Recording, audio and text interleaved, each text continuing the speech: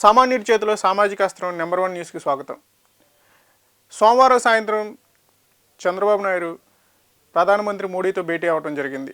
ఈ భేటీలో పలు కీలక అంశాలు, ఆంధ్రప్రదేశ్కి సంబంధించిన పలు అంశాలు, పెండింగ్లో ఉన్న పలు అంశాలపైన చర్చించడం జరిగింది. సుమారు గంట 15 నిమిషాలు అయితే ముఖ్యమంత్రి చంద్రబాబు నాయుడు, ప్రధానమంత్రి మోడీ మధ్య కొనసాగించడం అయితే జరిగింది. దీంట్లో ప్రధానంగా అమరావతికి నిధులు కావాలంటూ కూడా ముఖ్యమంత్రి చంద్రబాబు నాయుడు అడగడం జరిగింది. దాని గురించి మనం చర్చిద్దాం ఈరోజు. అసలు వాళ్ళ మధ్య భేటీ ఏం జరిగింది, ప్రధానంగా ఏ అంశాలు చర్చకు వచ్చాయని కూడా చూద్దాం. సాధారణంగా చూసుకుంటూ ఉంటే ఒక రాష్ట్ర ముఖ్యమంత్రి ఒక ప్రధానమంత్రి భేటీతో కలిశారంటే చాలా అంశాలు కీలకంగా వస్తాయి. ఎందుకంటే రాష్ట్ర అభివృద్ధి కోసం ముఖ్యమంత్రి ఎప్పుడూ కూడా ప్రధానమంత్రి కార్యాలయానికి వెళ్ళటం, అక్కడ పలు అంశాలు చర్చించడం జరుగుతూ ఉంటుంది. అయితే విషయానికి వస్తే ఆంధ్రప్రదేశ్ విభజించబడింది. చివరిగా తెలంగాణ నుంచి విడిపోయినాక ఆంధ్రప్రదేశ్కి తలసరి ఆదాయం తక్కువ ఉంది. చాలా వరకు రాజధాని కట్టుకోవటం అక్కడ నిధులు లేని పరిస్థితి. గత ప్రభుత్వాల్లో చూసుకుంటుంటే 3 రాజధానులు అంటూ కూడా కొంత కాలయాపన చేసి రాష్ట్రానికి 10 ఏళ్ళు గడుస్తున్న రాజధాని లేదు. ప్రతి ఒక్క ఆంధ్రప్రదేశ్ పౌరుల్లో కానీ ఇక్కడ ఉన్న వాళ్ళందరిలో కూడా ఆంధ్రప్రదేశ్కి రాజధాని చెప్పాలంటే అమరావతి కానీ ఇప్పుడు కొనసాగిస్తుంది, కానీ దానికి నిధులు లేక అక్కడ టెంపరీ భవనాలే ఉన్నాయి.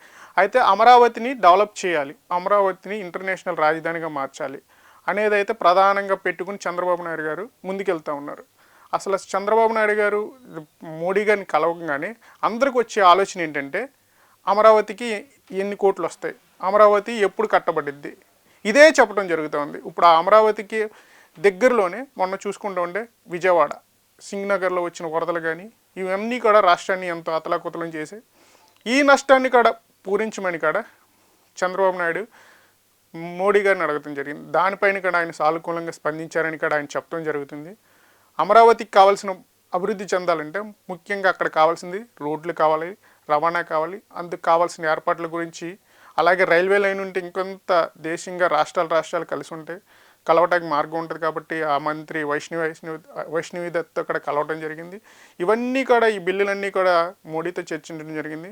మోడీ గారు అయితే సానుకూలంగా స్పందించారని చెప్తున్నారు. అసలు ఆ భేటీలు ఏం జరిగిందో కూడా ఒకసారి మనం చూద్దాం. ప్రధానితో భేటీ ఫలవంతం అంటే మోడీ గారితో అయితే సఖ్యంగా జరిగిందని కూడా చంద్రబాబు నాయుడు గారు చెప్తున్నారు. ఆ విషయాలు ఒకసారి చూద్దాం. ప్రధానితో సమావేశం తర్వాత ఫలవంతమైన ఆ తర్వాత చంద్రబాబు ఎక్స్లో వెల్లడించారు. పోలవరం సవరించిన అంచనాలకు కేంద్రం ఆమోద ముద్ర వేసినందుకు ప్రధానికి ధన్యవాదాలు తెలిపారు.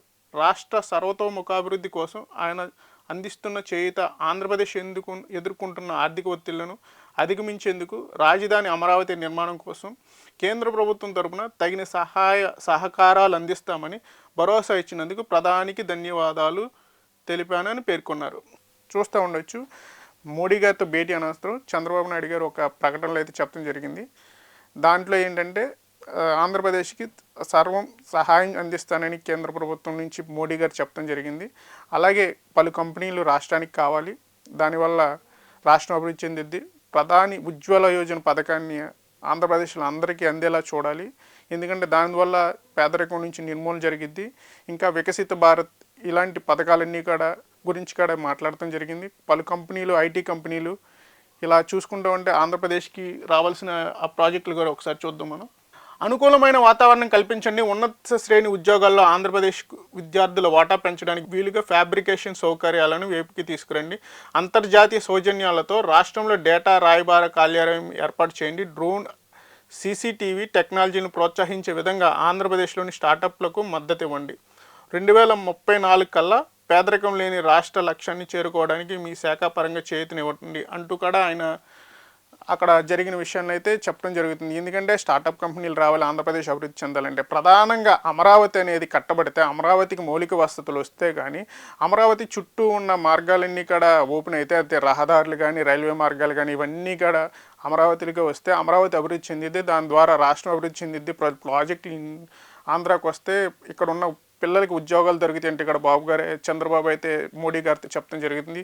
ఇది టోటల్గా మనం చెప్పుకోవచ్చు చంద్రబాబు మోడీ మధ్య జరిగిన ప్రధానంగా చర్చా అంశాలు.